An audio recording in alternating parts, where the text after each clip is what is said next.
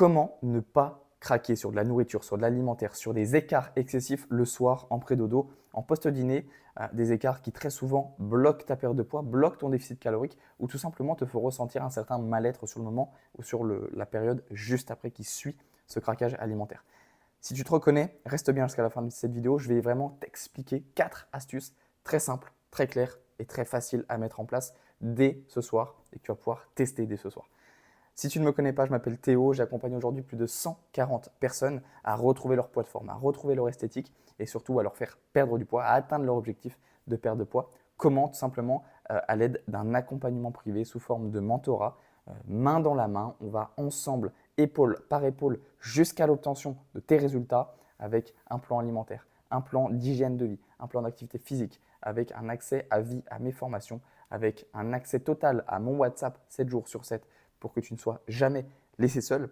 Si tu souhaites que je t'accompagne personnellement et vraiment de façon exclusive et privée dans ta perte de poids pour qu'on assure entre guillemets tes résultats ensemble, tous les liens sont en description, tu peux aller faire un petit tour et tu peux même réserver un coaching gratuit 100% offert avec moi pour faire une analyse globale de ta situation, trouver tes blocages actuels dans ta perte de poids et surtout les débloquer très rapidement en moins de 10 jours. Sur ce, démarrons sans plus attendre avec la première astuce pour justement éviter les craquages alimentaires lors d'une soirée, lors du pré-dodo, lors du post-dîner, appelle ça comme tu veux. La première astuce est très simple, ça va être simplement la consommation d'une poignée d'amandes. Alors ça va être un peu technique, mais cette technique est l'une des plus efficaces car elle te permet de manger. Ça va être une poignée d'amandes simplement avec 1 à 2 grands verres d'eau. Et la technique se réalise d'une façon bien spécifique. La poignée d'amandes, tu vas venir la consommer une amande, une par une. Simplement une amande, une par une. Et entre chaque amande, tu vas venir boire 1 à 2 grandes gorgées d'eau. Donc la technique s'effectue ainsi. Une amande, 2 grandes gorgées d'eau. Une amande, 2 grandes gorgées d'eau. Une amande, 2 grandes gorgées d'eau. Et pourquoi cette technique est très efficace? Tout simplement car les fibres solubles contenues dans les amandes vont venir gonfler dans ton estomac par justement l'apport hydrique que tu apportes via les verres d'eau, tout simplement. Donc les fibres solubles vont gonfler dans l'estomac jusqu'à atteindre les parois de l'estomac et tu ressens un effet satiétogène en général jusqu'à 2 heures, simplement avec une poignée d'amandes.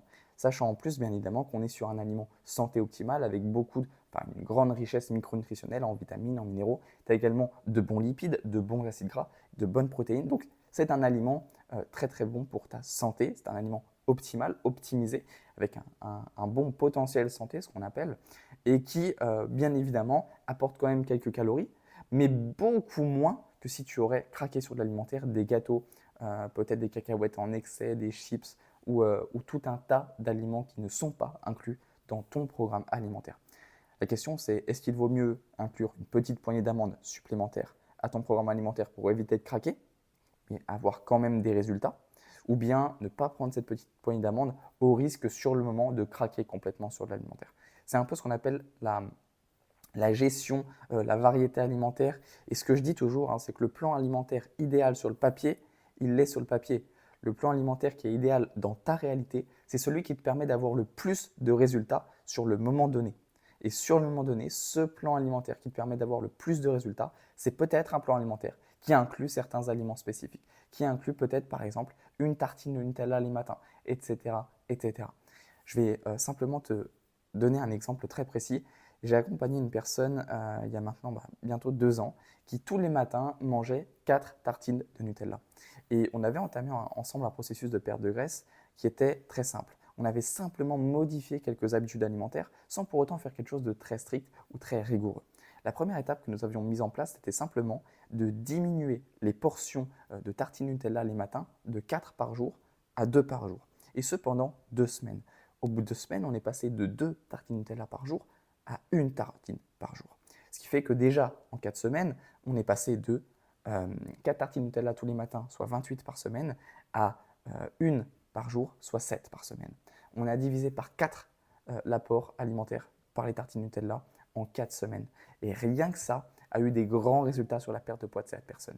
Et on pourrait même aller plus loin en disant qu'après 4 semaines, on passe sur 1 tartine Nutella un jour sur 2, etc., etc. En fait, tout est question de progressivité. Et encore une fois, le plan alimentaire idéal, c'est celui qui te permet d'avoir des résultats. Ce n'est pas le plan alimentaire idéal sur le papier. Et encore une fois, le plan alimentaire qui t'est propre, il t'est propre à toi et à personne d'autre. Euh, un plan alimentaire, quand il est conçu, il doit être conçu exclusivement en fonction de tes contraintes, qu'elles soient physiologiques, qu'elles soient pathologiques, qu'elles soient environnementales, qu'elles soient sociales, qu'elles soient familiales, qu'elles soient au niveau des goûts, qu'elles soient au niveau des intolérances alimentaires, qu'elles soient au niveau de tes contraintes professionnelles environ en fonction de tes horaires de travail, de tes disponibilités, de tes temps de repas, des aliments qui te sont à disposition. Tous ces paramètres sont à prendre en compte, en considération dans l'élaboration de ton plan alimentaire.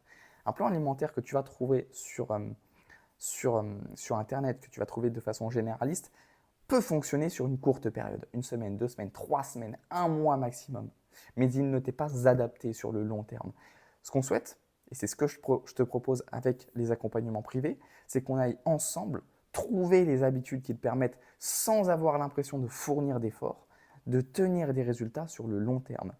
Facilement, simplement, avec une vie sociale et sans jamais t'interdire des aliments. Toujours avec une liberté totale dans le choix des aliments et dans la compréhension du processus, puisque c'est cette compréhension du processus de perte de poids qui va te faire tenir sur le long terme. La mise en place de bonnes habitudes qui te sont adaptées et donc tu prends du plaisir. Perte de poids ne veut pas dire prison. Perte de poids égale liberté, plus choix, plus compréhension. Une fois qu'on a compris ça, on a vraiment compris la perte de poids et tu verras, ça va se faire naturellement. J'ai fait une petite aparté, on va tout de suite revenir sur le deuxième point de cette vidéo, la deuxième technique pour justement éviter les craquages alimentaires lors du dîner, lors d'un post-dîner, d'un pré-dodo, appelle ça comme tu veux encore une fois. Ça va être simplement, tu t'en doutes certainement, d'aller te brosser les dents. Et en fait, le fait d'aller te brosser les dents va forcément te donner une haleine fraîche et mine de rien, tu auras fourni un effort. Même si cet effort est minime, qu'il dure 2-3 minutes, peu importe, tu auras fourni l'effort d'aller te brosser les dents. Et tu n'auras plus envie de devoir refournir cet effort pour aller te rebrosser les dents après avoir remangé. Donc c'est plein de petites techniques comme ça qui peuvent être très efficaces.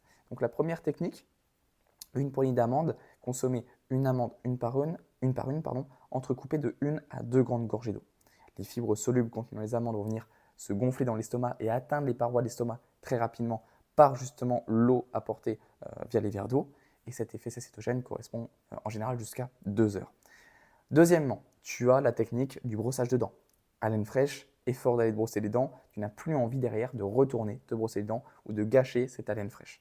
On passe maintenant à la troisième astuce. La troisième astuce, c'est simplement de te divertir, de te changer les idées, de travailler sur un projet, de regarder une vidéo YouTube, des vidéos intéressantes qui te demandent de la concentration. En fait, l'idée, ce n'est pas de te détendre devant quelque chose où tu t'endors, entre guillemets, puisque via l'ennui, tu vas avoir envie de grignoter, de consommer de l'alimentaire. Ce qu'on veut, c'est fournir un effort de concentration, de penser à autre chose, de devoir fournir un effort de pensée. Et tu verras, ça va tout de suite couper ton envie de t'alimenter ou de grignoter.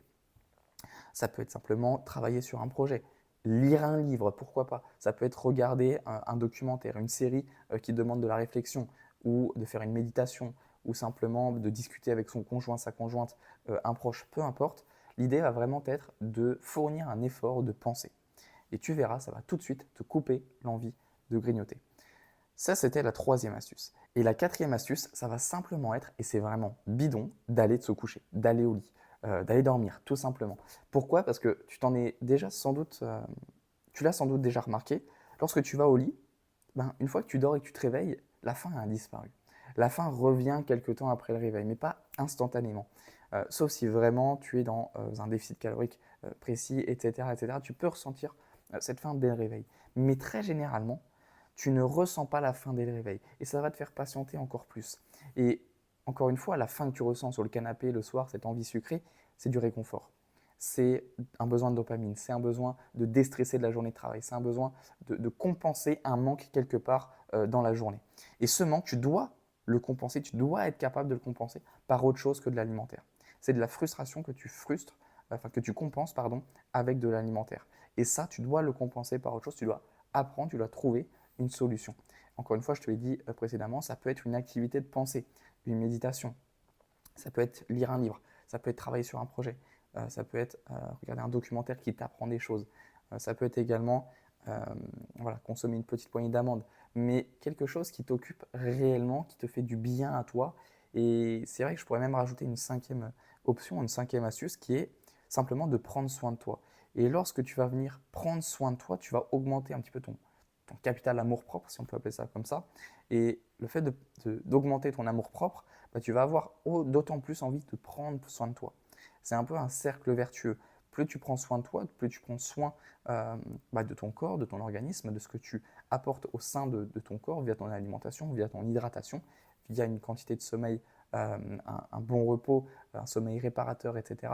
Tu vas forcément avoir envie de maintenir ces bonnes habitudes, cette bonne hygiène de vie, de rester dans un cadre sain. Et plus tu vas te sentir mieux, plus tu vas ressentir des effets positifs, plus tu vas perdre du poids, plus tu vas être de plus en forme et moins tu auras envie de craquer sur l'alimentaire le soir. C'est vraiment un cercle vicieux pour le coup. Lorsque tu craques sur l'alimentaire, bah, tu as encore envie de craquer, tu as encore envie de craquer. Et puis tu as craqué 3 jours, donc un jour de plus, ça ne changera rien. Donc tu as craqué 5 jours, et ben un sixième, ça ne changera rien non plus, etc. etc. C'est un cercle vicieux qui ne s'arrête jamais. Rappelle-toi toujours que la priorité, c'est ton bien-être, ta santé, c'est ta priorité. Je m'arrête là pour cette vidéo. Revisionne-la quand tu en as besoin. Tu as tous les contacts, tous les liens en description pour réserver un coaching gratuit avec moi si tu souhaites parler, si tu souhaites qu'on échange sur un sujet en particulier, notamment ta perte de poids.